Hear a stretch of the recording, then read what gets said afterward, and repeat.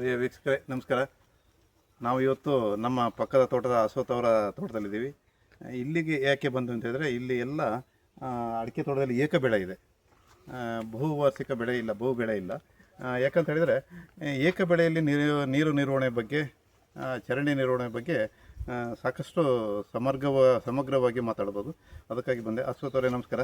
Sir ನಮಸ್ಕಾರ. ಇವತ್ತು ನೀವು ನಮ್ಮ ತೋಟಕ್ಕೆ ಬಂದದ್ದು ಬಹಳ ಸಂತೋಷ, ಖುಷಿ ತಂದಿರೋ ವಿಚಾರ. ಇಷ್ಟೆಲ್ಲ ಸುತ್ತಮುತ್ತಲಲ್ಲಿ ನಮ್ಮ ಮಲೆನಾಡು ಭಾಗದಲ್ಲಿ ಅಡಿಕೆ ತೋಟ ಇರೋದ್ರಲ್ಲಿ ಅದನ್ನು ನಮ್ಮಂದೇ ಆ ತೋಟವನ್ನು ಆಯ್ಕೆ ಮಾಡ್ಕೊಂಡು ಬಂದಿದ್ದೀರಿ ಅಂದರೆ ಆಗಲ್ಲ. ಇದು ಸ್ವಲ್ಪ ಏಕ ಬೆಳೆ ಇದೆ. ನಮ್ಮಲ್ಲೆಲ್ಲ ಮಲೆನಾಡಲ್ಲಿ ಅಡಿಕೆ ಇದೆ, ಏಲಕ್ಕಿ ಇದೆ, ಜೊತೆಗೆ ಬಾಳೆ ಇರುತ್ತೆ. ಬಾಳೆ ಜೊತೆಗೆ ಈಗ ಮಿಶ್ರ ಬೆಳೆ ಮಾಡಿ ರೋಬಸ್ಟನ್ನು ಹಾಕ್ತಾರೆ, ಕಾಫಿಯನ್ನು ಹಾಕ್ತಾರೆ. ಇದರ ಹೊರತಾಗಿ ಏಕ ಬೆಳೆ ಮೊದಲಿನ ಹಂಗೆ ಇದೆಲ್ಲ, ಹಾಗಾಗಿ ನೋಡ್ಕೊಂಡಂತ ಬಂದ್ವಿ. ಇದರಲ್ಲಿ ಮಣ್ಣು ನಿರ್ವಹಣೆ ಮತ್ತು ಪೋಷಕಾಂಶ ನಿರ್ವಹಣೆ ಜೊತೆಗೆ ನೀರು ನಿರ್ವಹಣೆ. ಈಗ ನೀರು ನಿರ್ವಹಣೆ ಬಗ್ಗೆ ನಾವು ಮಾತಾಡೋಣ. ಏನೇನಾಗುತ್ತೆ, ಹೇಗಾಗುತ್ತೆ ಅಂತೇಳಿ. ನೀವೆಲ್ಲ ಹೇಗೆ ನಿರ್ವಹಣೆ ಮಾಡ್ತೀರಿ ಅದ್ರ ಬಗ್ಗೆ ವಿಚಾರ ಹೇಳಿ. ಜೊತೆಗೆ ಯಾವುದೆಲ್ಲ ಮಾಡ್ಬೋದು ಸರ್. ಇದರಲ್ಲೀಗ ಮೊದಲೀಗ ಬೇಸಿಗೆಗಾಲದಲ್ಲಿ ನಮ್ಮ ಅಡಿಕೆ ಮರಗಳಿಗೆ ನೀರಿನ ಅಗತ್ಯ ನಮ್ಮ ಮಲೆನಾಡು ಭಾಗದಲ್ಲಿ ಎಲ್ಲೇ ಆದರೂ ಸಹ ಒಂದು ಸಸ್ಯಗಳಂತಂದಾಗ ಅವಕ್ಕೆ ನೀರಿನ ಅಗತ್ಯ ಬೆಳಿಲಿಕ್ಕೆ ಬಹಳ ಅಗತ್ಯ ಆಗಿರ್ತದೆ. ಬಹಳ ಪ್ರಮುಖವಾಗಿದ್ದೇ ನೀರು. ನೀರಿಲ್ಲದಿದ್ರೆ ನಮ್ಮ ಬೆಳೆಗಳಿಗೆ ಬೆಳೆ ಬೆಳಿತೀವಿ ಅಂತ ಹೋದ್ರೆ ಅದು ಸಾಧ್ಯನೇ ಇಲ್ಲ ಅಂತ. ಹಾಗಾಗಿ ಈಗ ನಾವು ನಮ್ಮಲ್ಲಿ ಈಗ ಬೇಸಿಗೆ ಕಾಲ ಅಂತ ಬಂದಾಗ ಈಗ ನೀರಿನ ಬಗ್ಗೆ ವಿಚಾರ ನಾವು ನಮ್ಮ ರೈತರಿಗೆ ತಿಳಿಸೋದಲ್ಲದೆ ಒಂದಿಷ್ಟು ನಮ್ಮ ಅಭಿಪ್ರಾಯಗಳನ್ನ ಹಾಗೂ ನಿಮ್ಮ ಅಭಿಪ್ರಾಯಗಳನ್ನ ಹಂಚ್ಕೊಳ್ಳೋಣ ಅಂತ ಹೇಳಿ ಒಂದಿಷ್ಟು ರೈತರಿಗೆ ಏನಾದರೂ ಒಂದಿಷ್ಟು ನಮ್ಮಿಂದ ಸಲಹೆಗಳು ಸಿಗ್ಬೋದು ಅಂತ ಹೇಳಿ ನಾವು ಈಗ ವಿಡಿಯೋ ಮಾಡ್ಲಿಕ್ಕೆ ನೀವು ನಮ್ಮೊಂದಿಗೆ ಬಂದಿದ್ದೀರಿ. ಬಹಳ ಖುಷಿ ತಂದಿರೋ ವಿಚಾರ ಸರ್. ಈಗ ನಮ್ದು ಕೆಲವೊಂದು ಪ್ರಶ್ನೆಗಳಿಗೆ ಅಡಿಕೆ ತೋಟಗಳ ಬಗ್ಗೆ ಬಹಳ ಅನುಭವಸ್ಥರಿದ್ದೀರಿ ತಾವು ಸಹ. ಈಗ ಅಡಿಕೆ ತೋಟದಲ್ಲಿ ಈಗ ಬಿಸಿಲಿನ ತಾಪಕ್ಕೆ ಅಡಿಕೆ ಮರಗಳು ಒಡೆಯುವಂಥದ್ದೆಲ್ಲ ಆಗ್ತದೆ. ಈ ಹೆಚ್ಚು ಬಿಸಿಲಾದಾಗ, ಸೂರ್ಯನ ಬಿಸಿಲು ಹೆಚ್ಚಾದಾಗ, ಉಷ್ಣಾಂಶ ಹೆಚ್ಚಿದ್ದಾಗ ಅಡಿಕೆ ಮರಗಳಿಗೆ ಸಣ್ಣ ಸಸಿಗಳು ನಾವು ಬೆಳೆಸುವಾಗ ಏನೇನು ಕ್ರಮಗಳನ್ನು ಅದು ಅಡಿಕೆ ಮರಗಳು ಬಿಸಿಲಿನ ತಾಪದಿಂದ ರಕ್ಷಣೆ ಆಗಬೇಕು, ನಾವು ಕಾಪಾಡ್ಕೋಬೇಕು ಅಂದ್ರೆ ಏನೇನು ಕ್ರಮ ಕೈಗೊಳ್ಳಬಹುದು? ಅಡಿಕೆ ನಾವು ಸಾಯಂಕಾಲ ಬಿಸಿಲಿದಲ್ಲ, ನಾವು ಈವ್ನಿಂಗ್ ಸನ್ಲೈಟ್ ಅಂತ ಹೇಳ್ತೀವಿ. ಆ ಸಾಯಂಕಾಲ ಬಿಸಿಲು ನಾವು ತಡೆಗಟ್ಟೋಕ್ಕೋಸ್ಕರ ಒಂದ್ಸರಿ ಸುಣ್ಣ ಹೊಡಿಲೇಬೇಕು. ಒಂದಾಯ್ತಾ. ಎರಡನೇದು ನಾವು ಎಲೆಗೂ ಸಮೇತ ಹೊಡಿಬೇಕು. ಕೆಂಪಾಗುತ್ತೆ ಕೆಲ ಟೈಮ್. ಎಲೆಗೆ ಸಮೇತ ಸುಣ್ಣವನ್ನು ಹೊಡೆದ್ರೆ ಇನ್ನೂ ತುಂಬಾ ಚಂದ ಬರುತ್ತೆ. ಸರ್, ಅದು ಎಲೆಗಳಿಗೆ ನಾವು ಸುಣ್ಣ ಹೇಗೆ ಹೊಡೆಯೋದು ಅಂತ?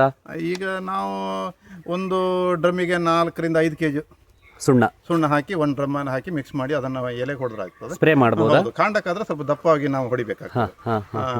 ಇದು ಮತ್ತೆ ಪೋಷಕಾಂಶ ಕೆಲವೊಂದು ಅಡಿಕೆ ಗಿಡಗಳು ಬಡ್ಡೆಯಲ್ಲಿ ಬುಡದಲ್ಲಿ ಒಡೆಯುತ್ತೆ ಅಂತ ಹೇಳಿದ್ರೆ ಸ್ವಲ್ಪ ಪೋಷಕಾಂಶ ನಿರ್ವಹಣೆಯಲ್ಲಿ ನಾವು ಸೋತಿದ್ದೇವೆ ಅಂತ ಅರ್ಥ. ಅಂದ್ರೆ ಬರೀ ಸ್ವಲ್ಪ ನೈಟ್ರೋಜನ್ ಟೈಪಿನ ಗೊಬ್ಬರ ಕೊಟ್ಟಿದ್ದೀವಿ ಅಂತ ಅರ್ಥ. ಹಾಗಾದಾಗ ಏನಾಗ್ತದೆ, ಕೆಲವೊಂದು ಗೊಬ್ಬರ ನಿರ್ವಹಣೆಯಲ್ಲಿ ಹೊಡೆಯುತ್ತೆ, ಬಿಸಿಲಿಗೆ ಸುಟ್ಟೋಗುತ್ತೆ, ಹೊಡೆಯೋದಿಲ್ಲ. ಸರ್, ಈಗ ಸುಣ್ಣ ನಾವು ಹೊಡೆಯೋದ್ರಿಂದ ಎಷ್ಟು ವರ್ಷದ ಗಿಡಗಳಿಗೆ ಹೊಡಿಬೇಕಾಗುತ್ತೆ?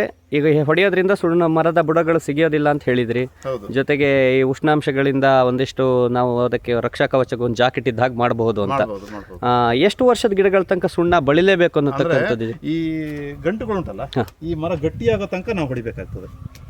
ಈ ಹಸೂರು ಮುಗಿದು ಈ ತರ ಕಲರ್ ಬರುತ್ತಲ್ಲ, ಈ ಕಲರ್ ಬರೋ ತನಕ, ಅಂದ್ರೆ ಬಣ್ಣ ಬರೋ ತನಕ, ಬದಲಾಯಿಸೋ ತನಕ ನಾವು ಹೊಡಿಬೇಕಾಗ್ತದೆ. ಸುಮಾರು ಒಂದು 5 ವರ್ಷ ಕಾಲ ಹೊಡಿಬೇಕಾಗ್ತದೆ ಅಗತ್ಯಕ್ಕೆ ತಕ್ಕಂತೆ. ಮತ್ತೆ ಸಂಜೆ ಬಿಸಿಲು ಬೀಳೋದಿಲ್ಲ ಅಂತಂದ್ರೆ ನೀವು ಹೊಡೆಯೋದು ಅಗತ್ಯನೇ ಇಲ್ಲ. ಸರಿ ಸರ್. ಈಗ ಅದಾದ ನಂತರ ಈಗ ಬೇಸಿಗೆ ಕಾಲದಲ್ಲಿ ಈಗ ಸುಣ್ಣ ನಾವೀಗ ಸಾಮಾನ್ಯವಾಗಿ ಸೆಪ್ಟೆಂಬರ್ ಅಕ್ಟೋಬರ್ ಟೈಮಲ್ಲಿ ಎಲ್ಲ ಅಕ್ಟೋಬರ್ ಸೆಪ್ಟೆಂಬರ್ ನವೆಂಬರ್ ಡಿಸೆಂಬರ್ ತನಕ ಸುಣ್ಣ ಹೊಡೆಯೋದಿದ್ದಾರೆ.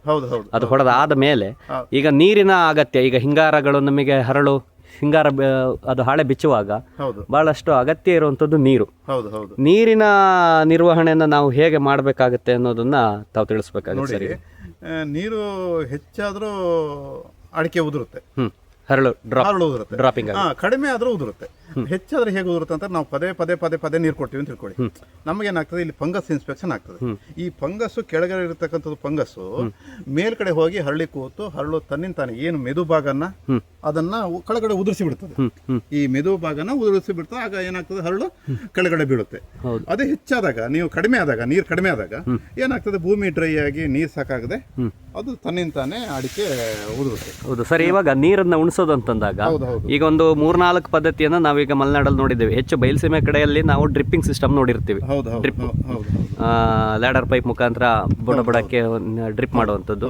ಇನ್ನು ಇಲ್ಲಿ ನಮ್ಮ ಮಲೆನಾಡು ಭಾಗ ಅಂತ ಹೇಳಿ ಬಂದ್ರೆ ಈ ಮಲೆನಾಡು ಭಾಗದಲ್ಲಿ ನಾವು ಸ್ಪ್ರಿಂಕ್ಲರ್ ಮಾಡ್ತೇವೆ ಜೆಟ್ಗಳನ್ನ ಹಾಕಿ. ಹೌದು. ಇನ್ನೊಂದು ನೀರನ್ನ ಹಾಯಿಸೋದು ಅಂತ ಹೇಳಿ, ಅಂದ್ರೆ ನೀರು ಉಣಿಸೋದು. ಈಗ ಎಲ್ಲ ಚರಂಡಿಗಳನ್ನ ಕಾಲುವೆಗಳನ್ನ ಬಂದ್ ಮಾಡಿ ಕಟ್ಟಿಬಿಟ್ಟು 1 ಅಡಿ 2 ಅಡಿ 1 ಅಡಿ 2 ಅಡಿ ಎತ್ತರಕ್ಕೆ ಕಟ್ಟಿಬಿಟ್ಟು ನೀರು ಏರಿಸಿ ಬಿಡುವಂಥದ್ದು. ಯಾವ್ದು ಇದರಲ್ಲಿ ಸೂಕ್ತ ಸರ್? ನೋಡಿ, ಬಯಲ್ಸಿ ಮೇಲೆ ಹೆಚ್ಚಾಗಿ ನೀರು ಕಡಿಮೆ ಇದ್ದಾಗ ಡ್ರಿಪ್ ಮೂಲಕ ನೀರನ್ನು ಉಣಿಸ್ತಾರೆ. ಅಂದ್ರೆ ಗಿಡದ ಬಡ್ಡೆಗೆ ಮಾತ್ರ ನೀರು ಬೇಕಾಗುತ್ತೆ. ಅದಕ್ಕೆ ನೀರು ಬಡ್ಡೆಗೆ ಮಾತ್ರ ಸಾಕಾಗುತ್ತೆ, ಇಡೀ ಭೂಮಿ ನೆನೆಯೋದಿಲ್ಲ. ಅದು ಒಂಥರದ್ದು ಸ್ವಲ್ಪ ತಪ್ಪೆ ಅಂತ ಹೇಳ್ಬೋದು ನಾವು.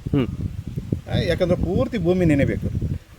ಪೂರ್ತಿ ಭೂಮಿ ನೆನೆಯಷ್ಟು ಭೂಮಿ ನೀರಿಲ್ಲ ಅಂತದಾಗ ಅಡಿಕೆ ಬಡ್ಡೆಗೆ ಮಾತ್ರ ಉಣಿಸುವಂಥದ್ದು ತಪ್ಪಲ್ಲ. ಒಂದು.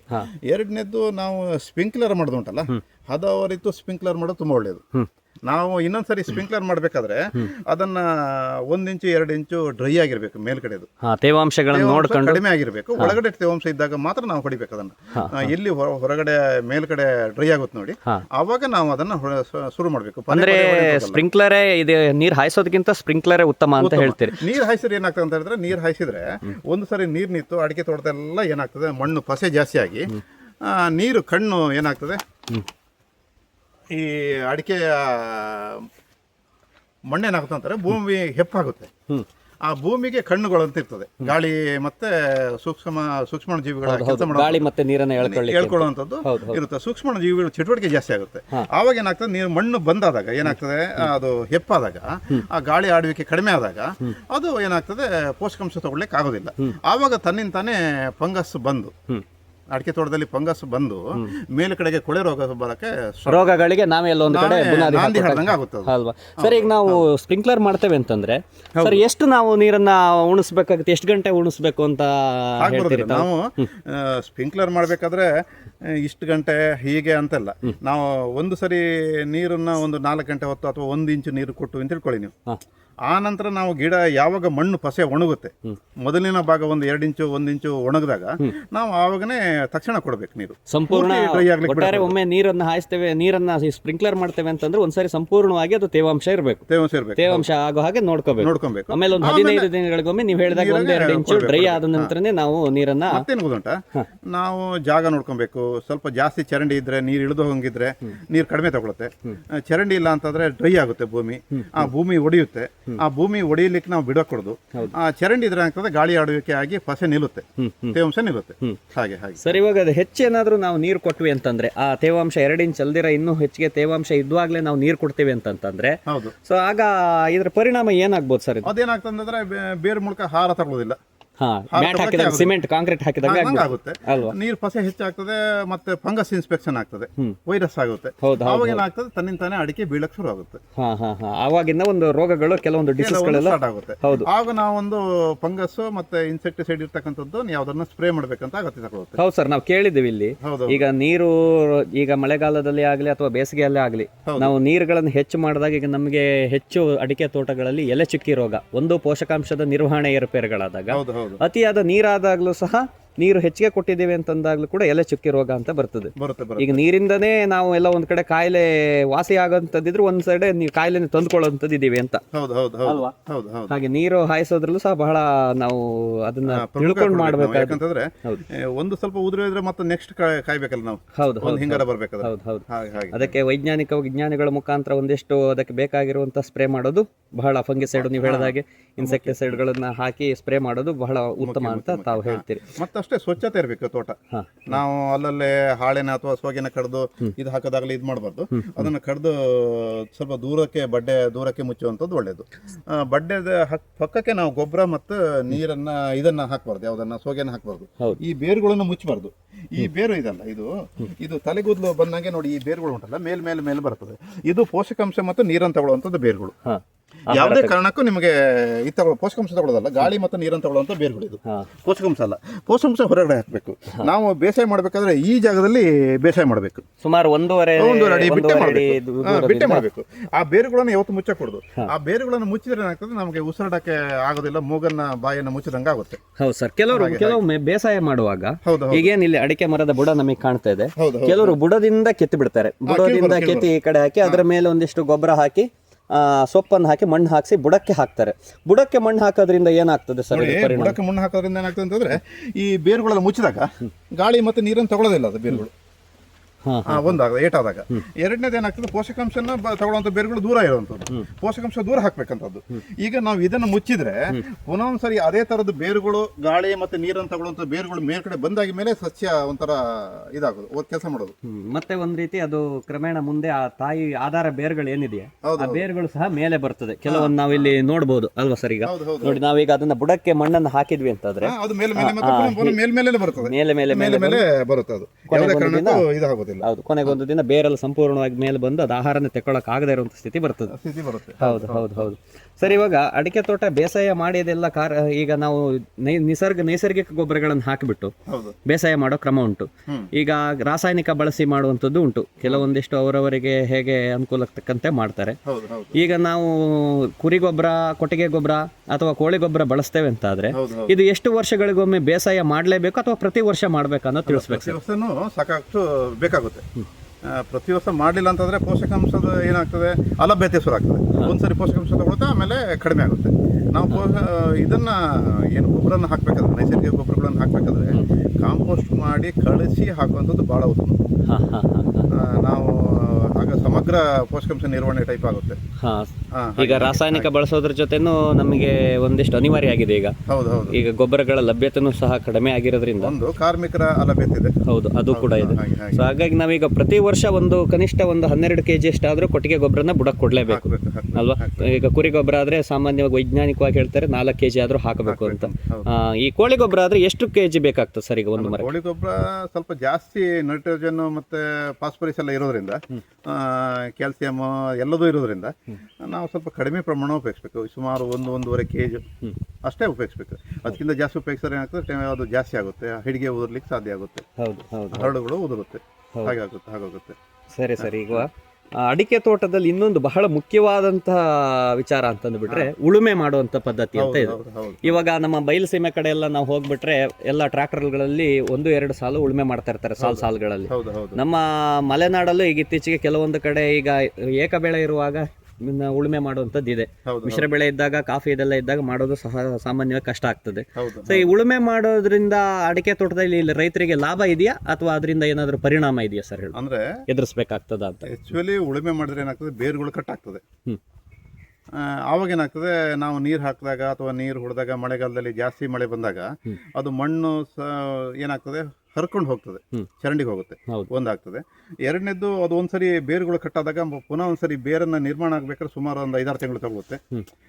5-6 ತಿಂಗಳು ತಗೊಂಡಾಗ ಏನಾಗುತ್ತೆ, ಅದು ಪುನಃ ನಮಗೆ ಅದು ಬದುಕಲಿಕ್ಕೆ ಏನು ಸ್ಟ್ರಕ್ಚರ್ ಅನ್ನ ಮಾಡ್ಕೊಳುತ್ತೆ ಸಸ್ಯ, ಅದಕ್ಕೆ ಸಮಯ ತಗೊಳುತ್ತೆ.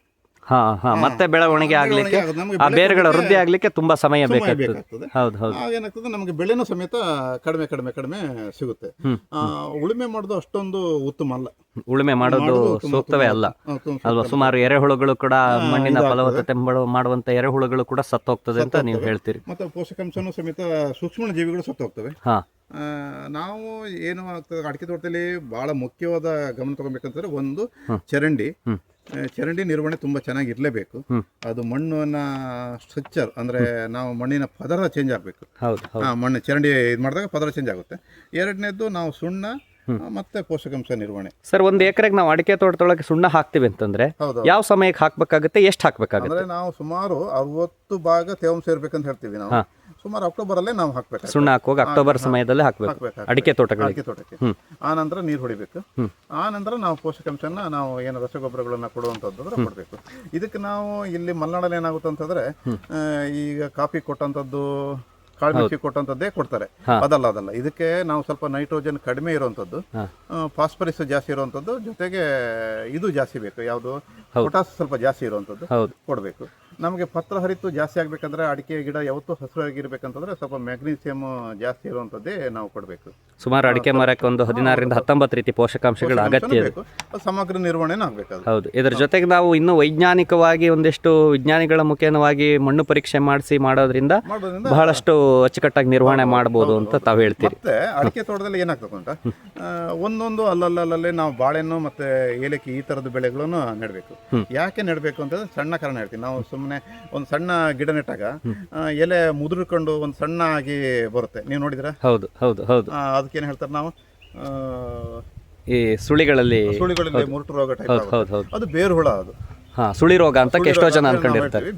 ಬೇರು ಹುಳದ್ದು ಇದು ನಾವೇನಾಗ್ತದೆ ಬಾಳೆ ನೆಟ್ಟಾಗ ಏನಾಗ್ತದೆ ಆ ಬೇರು ಹುಳ ಅಡಿಕೆ ಬೇರು ತಿನ್ನೋ ಬದಲು ಬಾಳೆ ಬೇರನ್ನ ತಿನ್ನುತ್ತೆ.